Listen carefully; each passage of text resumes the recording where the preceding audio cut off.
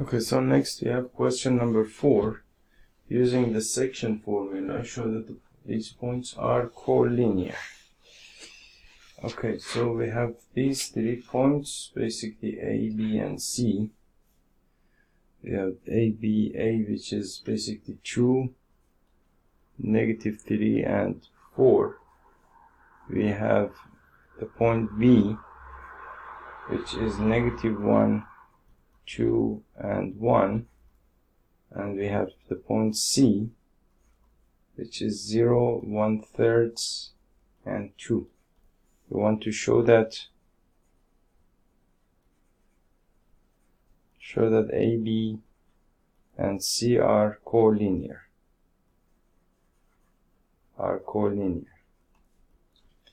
So, in order to show that these points are collinear, you need to show that one of these points is dividing the line segment passing through the other 2 points. Basically, one of these points is dividing the line segment passing through the other 2 points, either internally or externally. So now, if you don't, you can actually do a diagram over here, for example, or you can do it without the diagram. Without the diagram, it will be a little bit more complicated. It's not easy to think about the problem without a diagram. So if this is your X, Y, and Z, then basically the point A is 2, -3, 4 is 2, -3, -3, 1, 2, and -3, and 4, which is 1, 2, 3, and 4. This is the point A. Then you have the point B, which is -1, 2, 1, 2. So we have this point over here, and comma 1, and comma 1.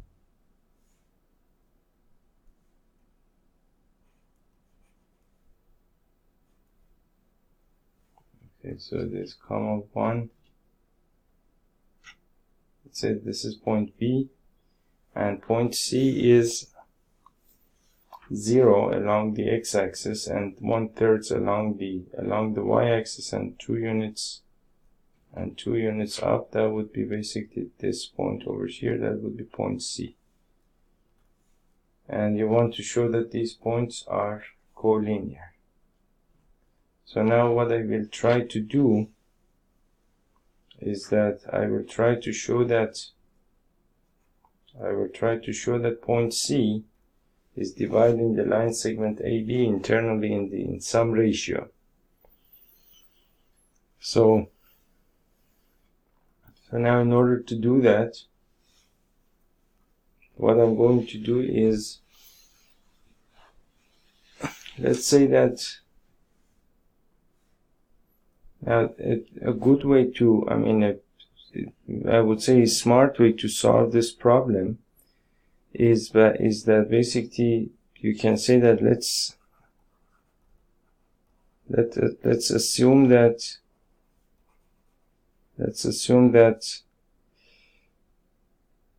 there is some point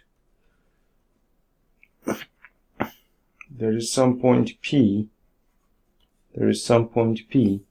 that divides the line segment AB, in the ratio m to n internally. So then basically the coordinates of the point P, the coordinates of the point P will be will be basically, so using the section formula, you want to have the points A and B.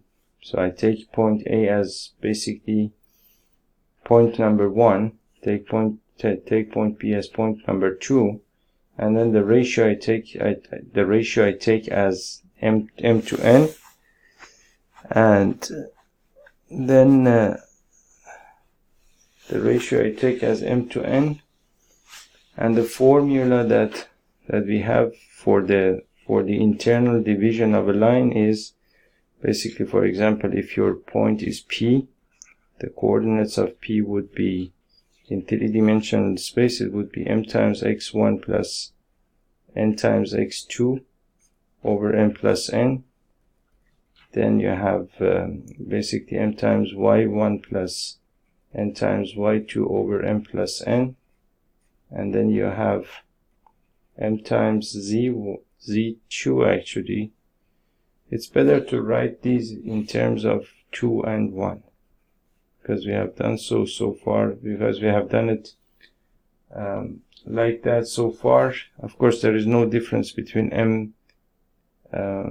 It does, of course, make a difference. mx2 plus nx1 over m plus n, my2 plus ny1 over m plus n, and mz2 plus nz1 over n plus n. That is your formula. So I can write the coordinates of the point P is basically going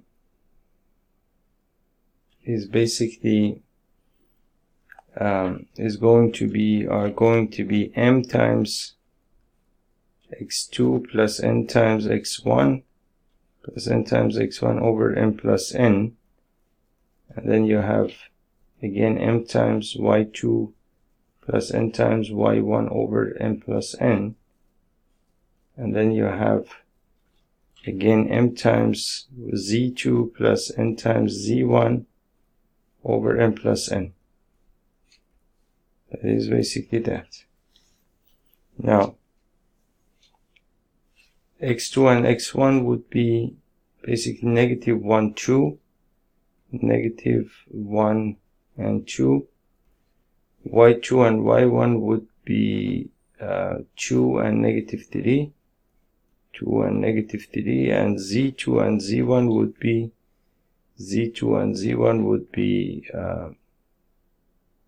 be 1 and 4, 1 and 4.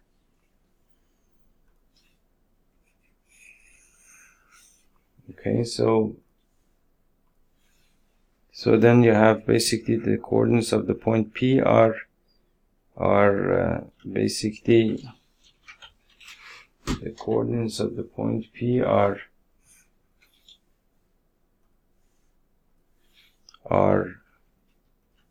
negative m plus 2n over m plus n, and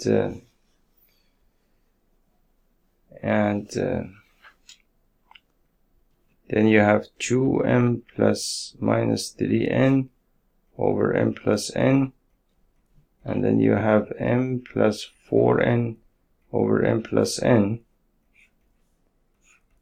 and that is basically the coordinates of the point P that divides the line segment AB internally in the ratio m to n. Now let's suppose that set the x coordinate.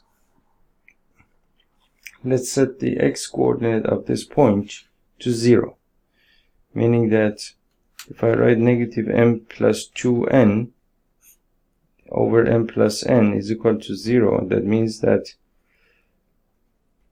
negative m plus 2n is equal to 0, and if I divide by positive 2n, I will get negative m by positive 2n plus 1 is equal to 0, which means that negative m by 2n is equal to negative 1. Then I can simplify these two. And then I can write 1/2 times m by n is equal to 1. So that means that m by n is equal to 1 over 1/2, which is equal to 2. Or I can write 2 to 1, for example. So the ratio, if the x-coordinate of this point is 0, if the x-coordinate of the point is 0, then the ratio in which the point basically, the ratio in which the point divides the line segment AB would be 2 to 1. And of course, well, this basically this x-coordinate 0 happens to be the x-coordinate of the point C. Of course, I did basically choose C on purpose because I wanted to get this ratio over here. Now, if I use m to n as 2 to 1, which means that basically m is equal to 2 and n is equal to 1, then the y-coordinate of the point becomes 2m minus 3n over m plus n, which is equal to 2 times 2 minus 3 times 1 over m plus n, which is equal to 2 plus 1 is equal to 3, which is equal to 4 minus 3 over 3, which is equal to 1/3. And as you can see, 1/3 is basically the y-coordinate of the point C. Now, if I use the same ratio, again, if m is equal to 2 and n is equal to 1, and use the same ratio for the z-coordinate of the point P, I will get basically m plus 4n over m plus n is equal to 2 plus 4 times 1 over 3, which is equal to basically 2 plus 4 over 3, which is equal to 6 by 3, which is equal to 2, which is the y-coordinate of the point C. What that means is that when m to n is equal to 2 to 1, then basically the x, y, and z coordinates of the point P are exactly the same as the coordinates of the point C.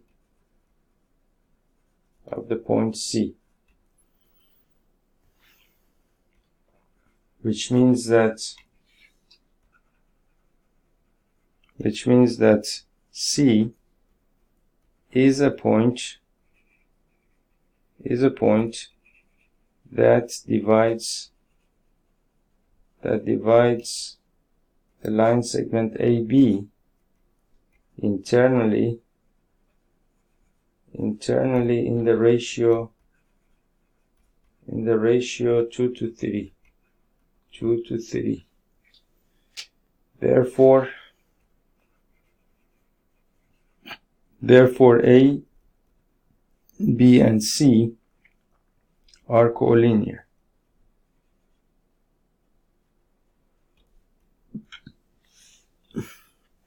And remember that I have concluded from the fact that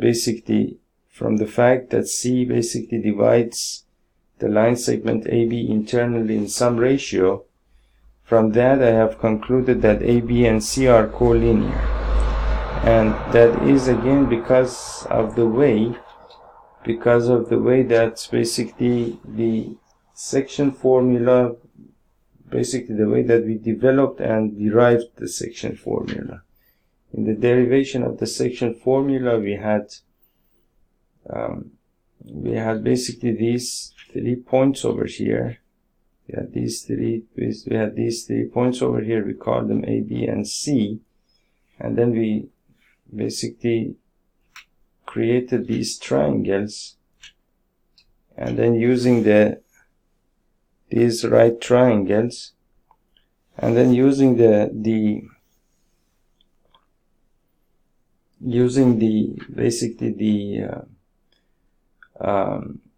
using the properties of similar triangles, well, then we found some distances for these points over here, and then we derived the section formula. And you see that in this construction, basically by construction, the 3 points are collinear. That means that from the very beginning we are actually assuming that the 3 points are collinear. That means that if any 3 points satisfy any 3 points satisfy the section formula, then you can of course safely assume that the 3 points are collinear, because that's the assumption that we have made when we wanted to derive the section formula. So that's basically the reason why we can do that. Otherwise, I mean, there has to be some reason why, for example, you use a particular formula or basically a particular concept in order to conclude something else. That you need to be clear and careful about. So that is that. And then the next thing that we have is another example. Well, the next question that we have is actually an interesting and useful question. And these are basically all, these are all collectively called analytical geometry, although I'm not very comfortable with the word analytical geometry. So, and it's actually it is basically proof that basically geometry can work very seamlessly with geometry. Algebra can work very seamlessly with geometry, which is of course a very beautiful phenomenon. And so now the question over here is find the coordinates of the points. We want to find the coordinates of the points which trisect the line segment, trisecting the line segment,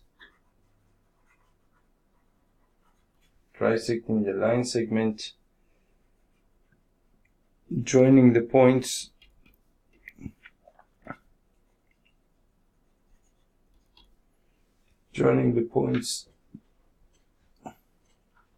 P, Q, and R. P and Q. The points P and Q.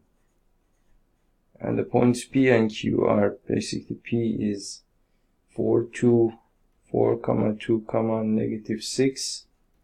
And Q is 10, negative 16, and 6. So basically the points are basically these points over here. Y negative 16, and X goes all the way up to 10 as well. So if I have the y-axis, z-axis, and the x-axis over here, the x-axis, then 4 to negative 6 would be 4, 1, 2, 3, and 4, 1 and 2, 4 to negative 6 would be 1, 2, 3, 4, 5, and 6. This is the point P, and point Q is 10. So 1, 2, 3, sorry, no. 1, 2, 3, 4, 5, 6, 7, 8, 9, and 10. And then you have negative 16. 1, 2, 3, 4, 5, 6, 7, 8, 9, 10, 11, 12, 13, 14, 15, and 16. Negative 16, so it's supposed to be something like this. And positive 6. So 1, 2, 3, 4, 5, and 6.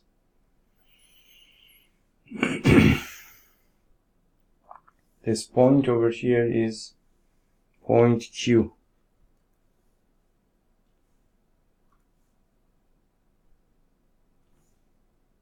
Is point Q. So this is point Q, and this is point P.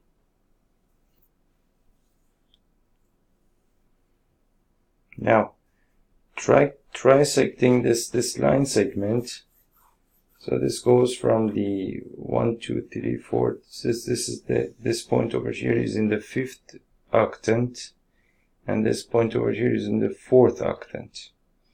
So now trisecting would be, for example, something like this, meaning that some point over here and some point over here.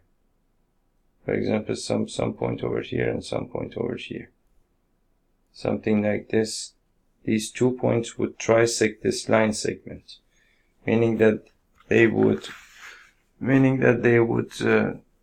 divide this line segment into exactly 3 equal distances. That is the meaning of trisecting. Now, in order to find the equation of these points, I'm sorry, not the equation, but the coordinates of these points, what you need to do is basically, let's call these points, for example, R and S, point R and point S. So now, in order to find the coordinates of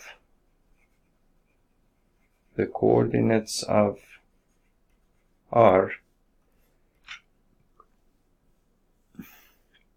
basically you can see that, and you need to write this exactly in the same,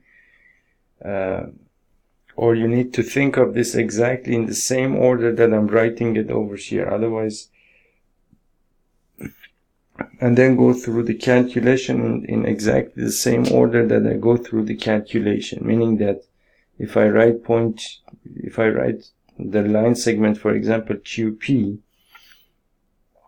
I write QP and not PQ, and then based on that I do things basically in a certain order, and then I get the answer.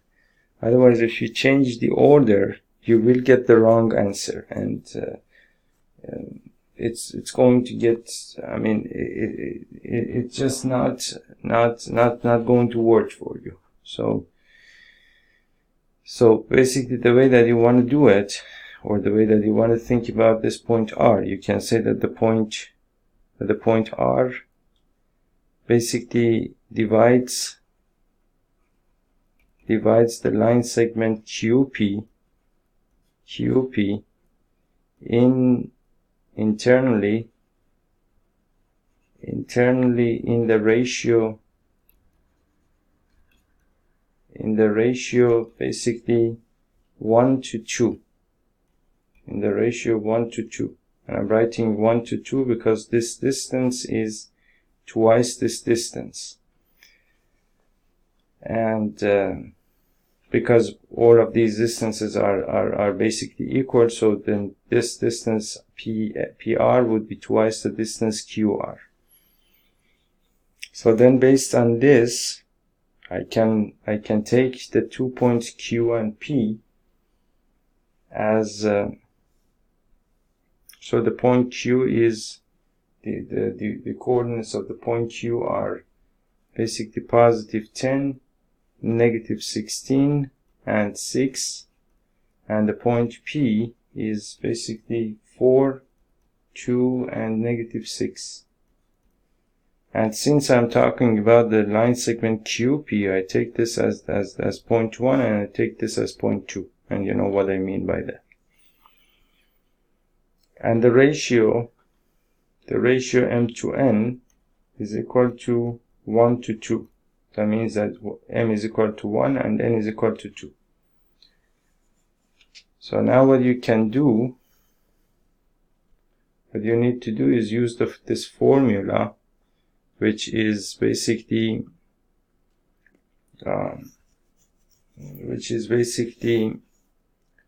for example, let's call the point, for example, r. The coordinates of the point r in 3D space are going to be mx2 plus nx1 over m plus n. Then you have my2 plus ny1 over m plus n. And then you have mz2 plus nz1 over m plus n. These are the coordinates of the point r. So now I make a screenshot of this because we are going to need this at least up to the end of this chapter. And you can refer to this over and over again. So then I write the coordinates of the point r as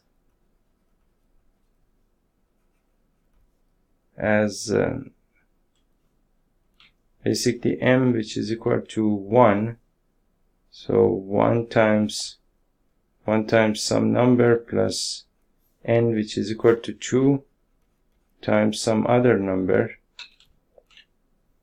and m plus n is equal to 3.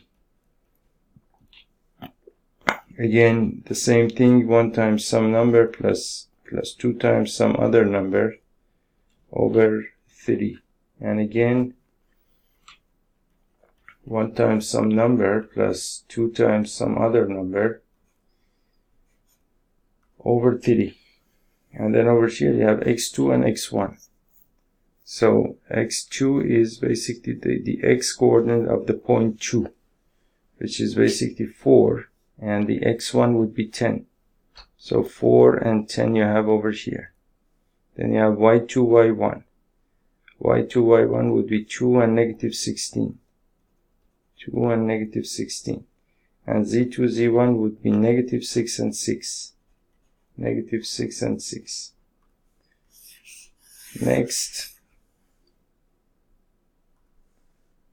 Next, what you want to do is write this as basically 4 plus 20 divided by 3. And you want to write this as 2 plus negative 32 over 3. And this you want to write as negative 6 plus 12 over 3, which is equal to 24 thirds. Negative 32 plus 2 is equal to negative 30 by 3 is equal to negative 10. And 12 minus 6 is equal to 6. 12 minus 6 is equal to 6. 6 divided by 3 is equal to 2.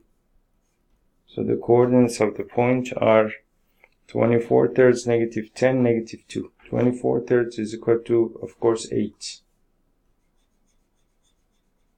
Is, of course, 8. So that's 8, negative 10, and 2. Now 8, negative 10, and 2 would be 1, 2, 3, 4, 5, 6, 7, 8. Negative 10 would be 1, 2, 3, 4, 5, 6, 7, 8, 9, 10. 10. Doesn't make any sense. 8.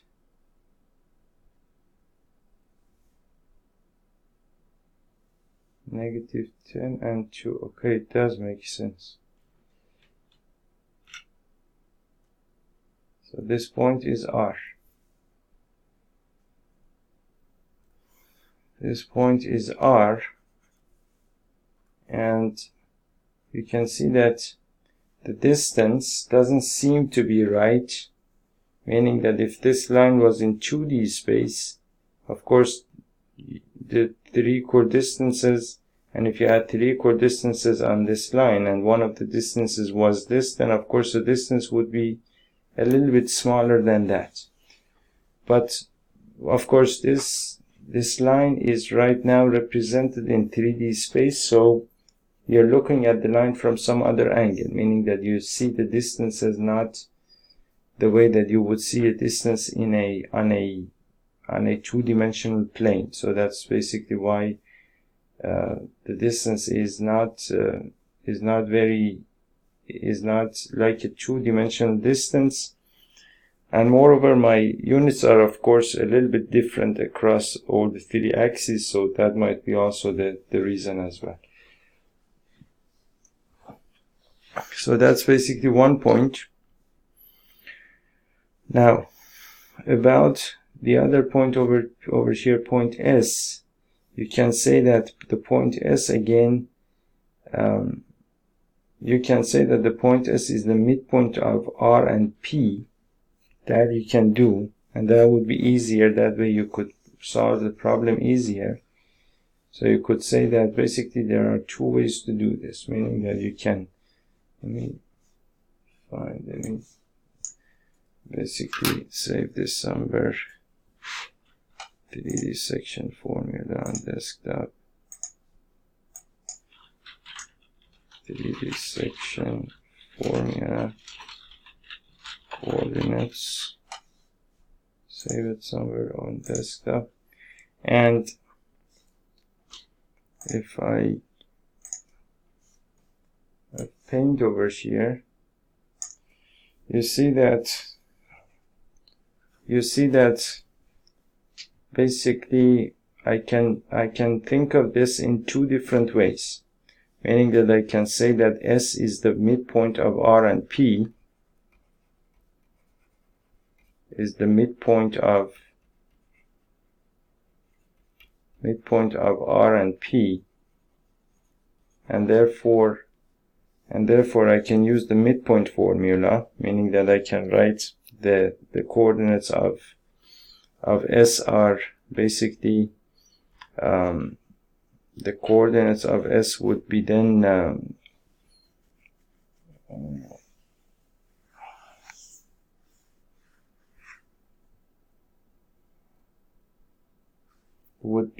x1 plus x2, x1 plus x2 divided by 2, y1 plus y2 divided by 2, and z1 plus z2 divided by 2. This way I can solve the problem, and x1, y1, x1, y2 would be basically the coordinates of these 2 points. That way you can solve this problem. Another way that you can solve this problem is that you can say that the point S is dividing the line segment QP,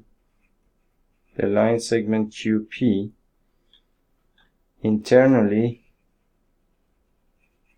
in the ratio 2 to 1. 2 to 1. This is 2, basically you get 2 units over here and 1 unit over here. And then then you could use basically the coordinates of the point Q and P over here, and then this ratio over here as M to N, and use the section formula as we did in the previous case, and find the coordinates of the point S. So I'm going to use this one because it's easier.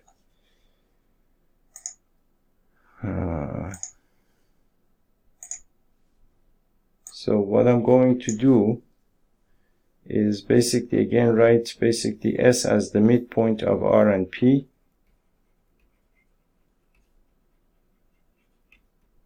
As the midpoint of R and P. And then so the coordinates of S would be again basically x1 plus x2 divided by 2, y1 plus y2 divided by 2, and z1 plus z2 divided by 2. And so basically the x1 y1 and x2 y2 would be, x1 y1 would be, for example, the coordinates of the point R, which we will look up on this sheet. And then the coordinates of the point P would be, for example, x2 y2, which are basically 4, 2, negative 6. The coordinates of the point R were 8, negative 10, and 2. 8, negative 10, and 2. And let me see. 8, negative 10, and 2. Okay. So then you can write this as basically x1 plus x2. So for example, 8 plus 4. 8 plus 4 divided by 2. And negative 10 plus 2. Negative 10 plus 2 divided by 2. And 2 plus negative 6, which is 2 minus 6 divided by 2, which is equal to basically 8 plus 4 is equal to 12. 12 divided by 2 is equal to 6. 12 divided by 2. This is negative 8 divided by 2.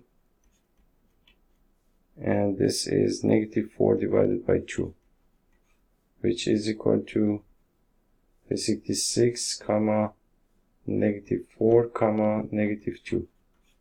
6, negative 4, negative 2.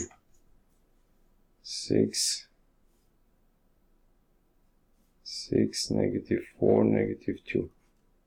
Now 6, negative 4, negative 2 would be 1, 2, 3, 4, 5, 6. Negative 4 would be 1, 2, 3, 4. And negative 2 would be somewhere over here. And this is the coordinates of the point S.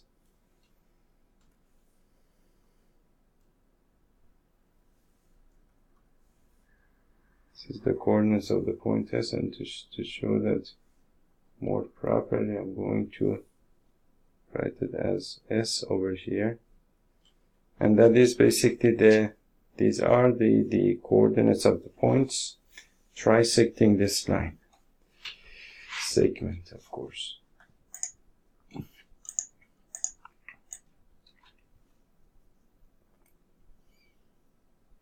8, negative 10, and 2. So that was basically everything that we had here. Now we have a couple more things here. We have some miscellaneous examples and some miscellaneous exercises. Not much, but I think they take up a couple of videos. So we will do that in the next videos. I'll see you in the next video. Thank you.